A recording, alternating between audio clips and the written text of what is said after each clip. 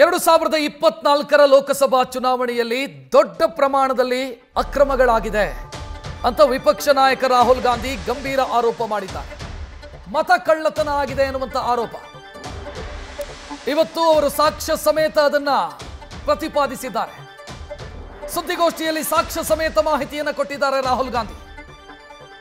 ಕರ್ನಾಟಕದ ಬೆಂಗಳೂರು ಸೆಂಟ್ರಲ್ ಲೋಕಸಭಾ ಕ್ಷೇತ್ರದ ವ್ಯಾಪ್ತಿಯ ಮಹದೇವಪುರ ಕ್ಷೇತ್ರದಲ್ಲಿ ಯಾವ ರೀತಿ ಅಕ್ರಮಗಳಾಗಿದೆ ಅನ್ನೋದನ್ನು ಅವರು ವಿವರಿಸಿದ್ದಾರೆ ಮತ್ತು ದೇಶದಾದ್ಯಂತ ಇದು ನಡೆದಿದೆ ಅನ್ನೋ ಆರೋಪವನ್ನು ಮಾಡಿದ್ದಾರೆ. ಅಕ್ರಮಗಳು ಬೇರೆ ಬೇರೆ ರೂಪದಲ್ಲಾಗಿದೆ. ಮತದಾರರ ಪಟ್ಟಿ ಪರಿಷ್ಕರಣೆಯ ಹೆಸರಲ್ಲಿ ಯಾರ್ಯಾರನ್ನೋ ಮತದಾರರ ಪಟ್ಟಿಯೊಳಗೆ ಸೇರಿಸಲಾಗಿದೆ. ಒಬ್ಬೊಬ್ಬರು 4 ಕಡೆ ವೋಟಿಂಗ್ ಮಾಡಿದ್ದಾರೆ. ನಕಲಿ ಅಡ್ರೆಸ್ಗಳನ್ನು ಬಳಸಿ ಬಲ್ಕ್ ಆಗಿ ವೋಟಿಂಗ್ ಮಾಡಲಾಗಿದೆ. ಸಂಜೆ 5 ಗಂಟೆಯ ನಂತರ ದೊಡ್ಡ ಪ್ರಮಾಣದಲ್ಲಿ ಮತ ಪ್ರಮಾಣ ಏರಿಕೆಯಾಗಿದೆ. ಇದೆಲ್ಲವೂ ಕೂಡ ಅಕ್ರಮದ ರೂಪ ಇದು ಅಂತ ರಾಹುಲ್ ಗಾಂಧಿ ಮಾಡ್ತಾ ಇರುವಂತ ಆರೋಪ. That's 7 of those, right? So you can imagine the task that we are being forced to do. Now analyzing this, if the Election Commission gave us electronic data, 30 seconds, right? And I repeat, this is why what we did. Our internal polling told us that we were expected to win 16 seats in Karnataka, and we won 9. So we then focused on the 7 unexpected losses, and we chose 1 Lok Sabha, and out of that Lok Sabha, our team said, we can only do 1 Vidhan Sabha. And so we chose 1 Vidhan Sabha, focused on Mahadevapura. And here's the broad maths. Achha, all the data that we have here is 2024 data from the Election Commission. Everything that we have here is their data. They have given it to us in this form. 2024, total votes polled 6.26 lakhs in the Lok Sabha. BJP wins with 658,915 with a margin of 32,707.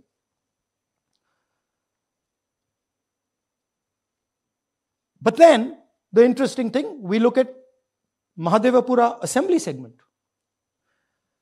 and the BJP, the Congress polls 1,15,586 and the BJP polls 2,29,632.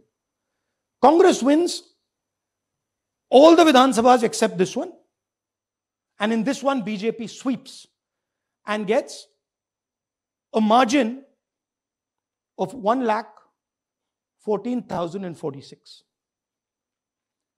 That this seat wins them the election.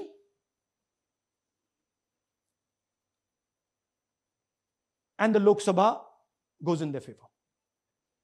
Next. Go back. Sorry.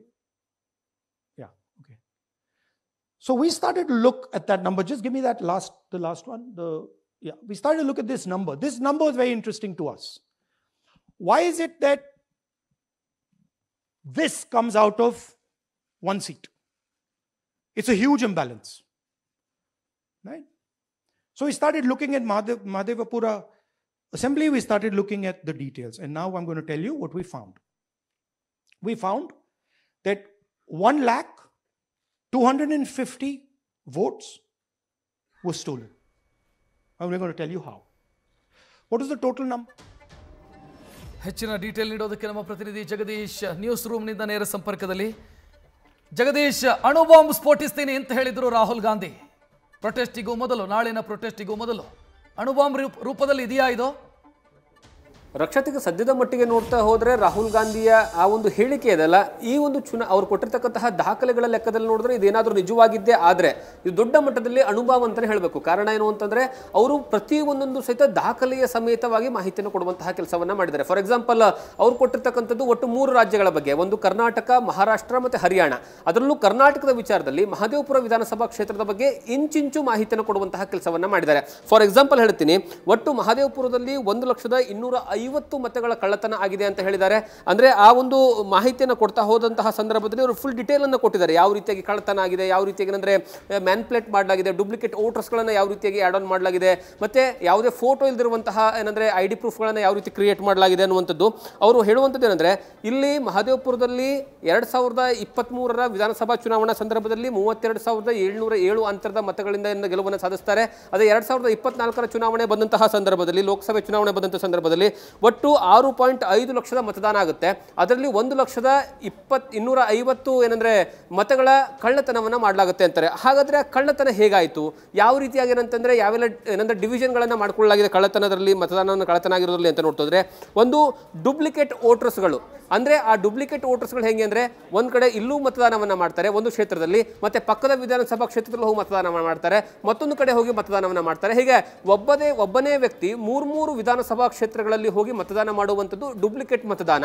ಆ ಮೂಲಕವಾಗಿ ಒಟ್ಟು 11,965 ಮತಗಳು ಆ ರೀತಿಯಾಗಿ duplicate ಮತಗಳಾಗಿ ಏನಂತಂದ್ರೆ ವಿಂಗಡಣೆ ಮಾಡಿಕೊಳ್ಳಲಾಗಿದೆ. ಅಲ್ಲಿ ಫುಲ್ ಪೂರ್ತಿಯಾಗಿ ಏನಂತಂದ್ರೆ ಫ್ರಾಕ್ಸಿನ ಮಾಡಲಾಗಿದೆ ಅನ್ನುವಂಥದ್ದು. ಎರಡನೇದವ್ರು ಹೇಳಿರುವಂಥದ್ದು ಫೇಕ್ ಇನ್ವ್ಯಾಲಿಡ್ ಅಡ್ರೆಸ್ಗಳು. ಅಂದ್ರೆ ಯಾವುದೇ ಕಾರಣಕ್ಕೂ ಸಹಿತ ಅಲ್ಲಿ ಅಡ್ರೆಸ್ ಇರೋದಿಲ್ಲ. ಅಂದ್ರೆ ಮೂಲ ಮನೆಯ ಮಾಲೀಕನ ಯಾರಿರ್ತಾರೆ ಅವನಿಗೆ ಗೊತ್ತಿಲ್ಲದಂಗೆ ಆ ಒಂದು ಮನೆಯ ಏನಂದ್ರೆ ಅಡ್ರೆಸ್ ಮೇಲೆ ಫೇಕ್ ಅಡ್ರೆಸ್ ಮಾಡಿರಂದ್ರೆ ಅಲ್ಲಿ ವೋಟರ್ ಐಡಿಯನ್ನು ಕ್ರಿಯೇಟ್ ಮಾಡೋದು. ಆ ರೀತಿಯಾಗಿ ಬರೋಬ್ಬರಿ 40,009 ಫೇಕ್ ಅಡ್ರೆಸ್ಗಳನ್ನು ಇರುವಂತಹ ವೋಟರ್ ಐಡಿಯ ಮೂಲಕವಾಗಿ ಮತದಾನ ಆಗಿದೆ. ಅದರ ಜೊತೆಗೆ ಮೂರನೇದು bulk voters in single address. ಅಂದ್ರೆ ಬಹಳಷ್ಟು ಜನ, ಫಾರ್ ಎಕ್ಸಾಂಪಲ್ ಅವರು ಒಂದು ಎಕ್ಸಾಂಪಲ್ ಕೊಟ್ಟರು, ಒಂದೇ ಮನೆ ಕೇವಲ 1 BHK ಮನೆ ಇದೆ. ಆ 1 BHK ಮನೆಯಲ್ಲಿ ಬರೋಬ್ಬರಿ 80 ಮತದಾರರು ಇರುವಂತಹ ಹೆಸರುಗಳಿದಾವೆ. ಅಂದ್ರೆ ಫೇಕ್ ಅಡ್ರೆಸ್ ಇದೆ ಅಲ್ಲಿ ಯಾರೂ ಸಹಿತ ಬದುಕೋಕೆ ಸಾಧ್ಯನೇ ಇಲ್ಲ. ಒಂದು ಮನೆಯಲ್ಲಿ 80 ಜನ ಏನಂದ್ರೆ ಮತದಾರರು, ಅಂತಹ ಮನೆ ಅಡ್ರೆಸ್ ಅಲ್ಲಿ ಒಟ್ಟು 80 ಜನ ಏನಂದ್ರೆ ವಾಸವಾಗಿದ್ದಾರೆ, ಅಲ್ಲಿನ ಅಡ್ರೆಸ್ ಅನ್ನು ಕೊಡಲಾಗಿದೆ ವೋಟರ್ ಐಡಿಗೆ ಅನ್ನುವಂತಹ ವಿಚಾರವನ್ನ ಹೇಳ್ತಾರೆ. ಮತ್ತೆ ಅದರ ಜೊತೆಗೆ ಇನ್ನೊಂದು 1 BHK ಮನೆ ಇದೆ, ಅಲ್ಲಿ 46 ಜನ ಏನಂದ್ರೆ ವಾಸವಾಗ್ತಿದ್ದಾರೆ ಅನ್ನುವಂತಹ ವಿಚಾರವನ್ನ ಹೇಳ್ತಾರೆ. ಆ ಮೂಲಕವಾಗಿ ಅಲ್ಲಿಯೂ ಏನಂದ್ರೆ ಫೇಕ್ ವೋಟರ್ ಐಡಿಯನ್ನು ಕ್ರಿಯೇಟ್ ಮಾಡುವಂತಹ ಕೆಲಸವನ್ನ ಮಾಡಿದ್ದಾರೆ. ಆ ರೀತಿಯಾಗಿ ಒಟ್ಟು 10,452 ಮತದಾರರೇನೆಂದರೆ ಫೇಕ್ ಅಡ್ರೆಸ್ ಅಲ್ಲಿದ್ದಾರೆ ಅಂತ. ಮತ್ತೆ ಇನ್ನೊಂದು ಇನ್ವ್ಯಾಲಿಡ್ ಫೋಟೋಸ್. ಅಲ್ಲಿ ಯಾವುದೇ ಒಂದು ಮತದಾನದ ಮತಪಟ್ಟಿಯಲ್ಲಿ ಏನಂತಂದ್ರೆ ನಾವು ಎನ್ರೋಲ್ ಮಾಡ್ಕೊಳ್ಬೇಕು ಅಂತಂದ್ರೆ ಅಂದ್ರೆ ವೋಟರ್ ಐಡಿನ ಕ್ರಿಯೇಟ್ ಮಾಡ್ಕೋಬೇಕು ಅಂದ್ರೆ ನಾನು ಅಲ್ಲಿ ಹೋಗ್ಬಿಟ್ಟು ಫೋಟೋವನ್ನು ಕೊಡಬೇಕು. ಆ ಫೋಟೋವನ್ನು ಕೊಡುವಂತಹ ಸಂದರ್ಭದಲ್ಲಿ ಒಂದು ಫೋಟೋನೇ ಇಲ್ಲ, ಇನ್ನೊಂದಂದ್ರೆ ಫೋಟೋಗಳಿದ್ರು ಸಹಿತ ಪೂರ್ತಿ ಚಿಕ್ಕ ಪ್ರಮಾಣದಲ್ಲಿ ಫೋಟೋಸ್ಗಳಿದ್ದಾವೆ, ಯಾವುದೇ ಕಾರಣಕ್ಕೂ ಸಹಿತ ಕಣ್ಣಿಗೆ ಕಾಣೋದಿಲ್ಲ. ಅಂದ್ರೆ ಅಷ್ಟರ ಮಟ್ಟಿಗೆ ಚಿಕ್ಕ ಫೋಟೋ ಇರುವಂಥವು. ಅಂತಹ ಫೋಟೋಗಳು ಏನಂದ್ರೆ ಮತದಾನ ಮಾಡುವಂತಹ ಸಂದರ್ಭದಲ್ಲಿ ಹೋದಾಗ ಐಡೆಂಟಿಫಿಕೇಶನ್ ಮಾಡೋದಕ್ಕೆ ಆಗೋದಿಲ್ಲ. ಆ ಕಾರಣಕ್ಕಾಗಿ ಏನಂತಂದ್ರೆ ನೀವು ಯಾರು ಬೇಕಾದ್ರೂ ಬಂದು ಫ್ರಾಕ್ಸಿಯಾಗಿ ವೋಟನ್ನ ಹಾಕಬಹುದು, ಮತದಾನವನ್ನ ಮಾಡಬಹುದು ಅನ್ನುವಂತಹ ಲೆಕ್ಕಾಚಾರದಲ್ಲಿ ಒಟ್ಟು ಇನ್ವ್ಯಾಲಿಡ್ ಫೋಟೋಸ್ ಇರುವಂಥದ್ದು 4,132 ವೋಟ್ಗಳನ್ನ ಏನಂತಂದ್ರೆ ಮತಕಳ್ಳತನ ಮಾಡಲಾಗಿದೆ ಅಂತ ಹೇಳಲಾಗಿರುವಂಥದ್ದು. ಮತ್ತೆ ಕೊನೆಯದಾಗಿ ಅಂತಿಮವಾಗಿ ರಾಹುಲ್ ಗಾಂಧಿ ಟಾರ್ಗೆಟ್ ಮಾಡಿರುವಂಥದ್ದು ಫಾರ್ಮ್ ನಂಬರ್ 6 ಮಿಸ್ಯೂಸ್. ಅಂದ್ರೆ ಫಾರ್ಮ್ ನಂಬರ್ 6 ಅಂದ್ರೇನು, ಮೊದಲ ಬಾರಿಗೆ ಮತದಾನವನ್ನ ಮಾಡುವಂತಹ ಏನಂದ್ರೆ ಹಕ್ಕನ್ನ ಪಡ್ಕೊಳ್ಳುವಂತಹ ವ್ಯಕ್ತಿಗಳು, ಅಂದ್ರೆ ಫಸ್ಟ್ ವೋಟರ್ಸ್ ಅಂತ ನಾವೇನು ಕರಿತೀವಲ್ಲ, ಆ ಫಸ್ಟ್ ವೋಟರ್ಸ್ಗಳ ಸಂಖ್ಯೆ 33,692. ಆದರೆ ಇಲ್ಲಿ ಫಸ್ಟ್ ವೋಟರ್ಸ್ಗಳು ಪ್ರತಿ ಬಾರಿಯೂ ಸಹಿತ ಬಿಜೆಪಿಗೆ ವೋಟ್ ಹಾಕ್ತಾರೆ ಅನ್ನುವಂತಹ ಚರ್ಚೆ ದೊಡ್ಡ ಮಟ್ಟದಲ್ಲಿ ಚರ್ಚೆ ಆಗ್ತಾ ಇತ್ತಲ್ಲ. ಆದರೆ ಇಲ್ಲಿ ಫಸ್ಟ್ ವೋಟರ್ಸ್ಗಳು ಯಾರಿದ್ದಾರೆ, 90 ವರ್ಷದವರು, 85 ವರ್ಷದವರು, 70 ವರ್ಷದವರು, ಈ ರೀತಿಯಾಗಿರುವಂಥವ್ರು ಬರೋಬ್ಬರಿ 33,900ಕ್ಕೂ ಚಿಲ್ಲರೆ ಜನ ಏನಂತಂದ್ರೆ ಫಸ್ಟ್ ವೋಟರ್ಸ್ ಇದ್ದಾರೆ. ಈ ಎಲ್ಲ ಕಾರಣಗಳಿಂದ ನಾವು ಒಟ್ಟು ಕರ್ನಾಟಕದಲ್ಲಿ 16 ಬಿಜೆಪಿ ಲೋಕಸಭಾ ಕ್ಷೇತ್ರದಲ್ಲಿ ಗೆಲುವನ್ನು ಸಾಧಿಸುತ್ತೆ, ಕಾಂಗ್ರೆಸ್ 9ರಲ್ಲಿ ಗೆಲುವನ್ನು ಸಾಧಿಸುತ್ತೆ.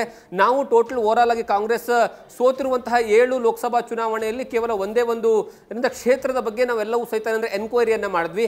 ಆ ಒಂದು ಲೋಕಸಭಾ ಕ್ಷೇತ್ರದಲ್ಲೇ ಮಹದೇವಪುರ 1ರಲ್ಲೇ ಬರೋಬ್ಬರಿ 1,250,000 ಮತಗಳ ಕಳ್ಳತನ ಆಗಿದೆ ಅನ್ನುವಂತಹ ವಿವರ ನಮಗೆ ಗೊತ್ತಾಗಿದೆ. ಈ ರೀತಿಯಾಗಿ ದೇಶದ ನಾನಾ ಭಾಗಗಳಲ್ಲಿ ದೊಡ್ಡ ಮಟ್ಟಕ್ಕೆ ಏನಂತಂದ್ರೆ ಮತ ಕಳ್ಳತನ ಮಾಡುವಂತಹ ಕೆಲಸವನ್ನ ಮಾಡಿದ್ದಾರೆ. ನಾವು ಚುನಾವಣಾ ಆಯೋಗಕ್ಕೆ ಬಹಳಷ್ಟು ಬಾರಿ ಮನವಿಯನ್ನ ಕೊಟ್ವಿ, ನಮಗೆ ಡಿಜಿಟಲ್ ದಾಖಲೆಗಳನ್ನು ಕೊಡಿ ಅಂತ ಕೇಳಿದ್ವಿ. ಕೊನೆ ಪಕ್ಷ ಏನಂತಂದ್ರೆ CCTVಗಳ ವಿಜುವಲ್ಸ್ ಅನ್ನ ಕೊಡಿ ಅಂತ ಕೇಳಿದ್ವಿ. ಆದರೆ ಇಲ್ಲಿವರೆಗೂ ಸಹಿತ ಚುನಾವಣಾ ಆಯೋಗ ಯಾವುದೇ ಕಾರಣಕ್ಕೂ ಸಹಿತ ಅದನ್ನ ಕೊಡ್ತಾ ಇಲ್ಲ, ಮತ್ತು ಅದ್ರ ಜೊತೆಗೆ ಮಾಹಿತಿಯನ್ನು ಸಹಿತ ಹಂಚಿಕೊಳ್ಳುವಂತಹ ಕೆಲಸವನ್ನ ಮಾಡ್ತಾ ಇಲ್ಲ. ಅದರ ಜೊತೆಗೆ ಕೇವಲ ಇದು ಕರ್ನಾಟಕದ ವಿಚಾರವಾಗಾದ್ರೆ ಮಹಾರಾಷ್ಟ್ರದಲ್ಲಿ ಒಂದೇ ಸರಿಗೆ ಸ್ವೀಪ್ ಆಗ್ಬಿಡ್ತಲ್ಲ ಏನಂದ್ರೆ ಕಳೆದ ವಿಧಾನಸಭಾ ಚುನಾವಣೆಯಲ್ಲಿ ಅಲ್ಲಿ ಕೇವಲ 5 ತಿಂಗಳುಗಳಲ್ಲಿ 1 ಕೋಟಿಗೂ ಹೆಚ್ಚು ಮತದಾರರು ಹೊಸದಾಗಿ ಸೇರ್ಪಡೆಯನ್ನ ಮಾಡಿಕೊಳ್ಳುತ್ತಾರೆ. ತಮ್ಮ ಮತದಾನದ ಪಟ್ಟಿಯಲ್ಲಿ ಹೆಸರನ್ನ ಮೆನ್ಷನ್ ಮಾಡುವಂತಹ ಕೆಲಸವನ್ನ ಮಾಡ್ತಾರೆ. 5 ತಿಂಗಳುಗಳಲ್ಲಿ 1 ಕೋಟಿ ಜನ ಹೊಸದಾಗಿ ಎಲ್ಲಿಂದ ಬಂದ್ರು ಅನ್ನುವಂತಹ ಪ್ರಶ್ನೆಗೆ ಇನ್ನೂವರೆಗೂ ಸಹಿತ ಉತ್ತರ ಸಿಕ್ಕಿಲ್ಲ ಅನ್ನುವಂತಹ ವಿಚಾರವನ್ನು ರಾಹುಲ್ ಗಾಂಧಿ ಹೇಳ್ತಾರೆ. ಮತ್ತೆ ಇನ್ನೊಂದು ಅಬ್ಸರ್ವ್ ಮಾಡಲೇಬೇಕು ಇಲ್ಲಿ ರಕ್ಷತ್, ಒಂದು ಕರ್ನಾಟಕದ ಚುನಾವಣೆ ನಡೆಯುವ ಸಂದರ್ಭದಲ್ಲಿ ಸೇಮ್ ಮತದಾರ ಕರ್ನಾಟಕದಲ್ಲಿ ಎನ್ರೋಲ್ನ ಮಾಡ್ಕೊಳ್ತಾನೆ, ಅದೇ ಮತದಾರ ಮಹಾರಾಷ್ಟ್ರದಲ್ಲಿ ಚುನಾವಣೆ ನಡೆಯುವ ಸಂದರ್ಭದಲ್ಲಿ ಮಹಾರಾಷ್ಟ್ರದಲ್ಲಿ ಎನ್ರೋಲ್ನ ಮಾಡ್ಕೊಳ್ತಾನೆ, ಅದೇ ಮತದಾರ ಹರಿಯಾಣದಲ್ಲಿ ಚುನಾವಣೆ ನಡೆಯುವ ಸಂದರ್ಭದಲ್ಲಿ ಹರಿಯಾಣದಲ್ಲೂ ಸಹಿತ ಅಂದರೆ ಮತದಾನ ಎನ್ರೋಲ್ನ ಮಾಡ್ಕೊಳ್ತಾನೆ. ಒಬ್ಬೇ ಏಕೈಕ ವ್ಯಕ್ತಿ 3 ರಾಜ್ಯಗಳಲ್ಲೂ ಸಹಿತ ಚುನಾವಣೆಯ ಸಂದರ್ಭದಲ್ಲೇ ಕೊನೆಯ ಹಂತದಲ್ಲಿ ತಮ್ಮ ಮತದಾನವನ್ನು ಏನಂತಂದರೆ ಮಾಡೋ ಸಲುವಾಗಿ ಅಲ್ಲಿ ಎನ್ರೋಲ್ನ ಮಾಡ್ಕೊಳ್ತಾನೆ. ಅದು ಹೇಗೆ ಸಾಧ್ಯ? ಈ ಮೂಲಕವಾಗಿ ಮತಗಳ್ಳತನ ಆಗಿದ್ದಾವೆ ಅನ್ನುವಂತಹ ವಿಚಾರವನ್ನು ಇವತ್ತು ರಾಹುಲ್ ಗಾಂಧಿ ಸಂಪೂರ್ಣವಾದಂತಹ ಮಾಹಿತಿಯನ್ನು ಹೆಸರುಗಳ ಜೊತೆಗೆ, ದಾಖಲೆಯ ಜೊತೆಗೆ, ಮನೆ ನಂಬರ್ ಜೊತೆಗೆ, ಅದರ ಜೊತೆಗೆ ಏನಂತಂದರೆ ಯಾವ ರೀತಿಯಾಗಿ ಯಾವೆಲ್ಲ ವಿಭಾಗಗಳನ್ನು ಇಟ್ಕೊಂಡು ಫ್ರಾಡನ್ನು ಮಾಡಲಾಗಿದೆ ಅನ್ನುವಂತಹ ವಿವರವನ್ನು ಕೊಡುವಂತಹ ಕೆಲಸವನ್ನು ಇವತ್ತು ರಾಹುಲ್ ಗಾಂಧಿ ಮಾಡಿರುವಂಥದ್ದು. ರಕ್ಷತ್, ನ್ಯೂಸ್ ಫಸ್ಟ್ ನಿರ್ಭೀತಿಯಿಂದ ನಿಮ್ಮ ಪರವಾಗಿ.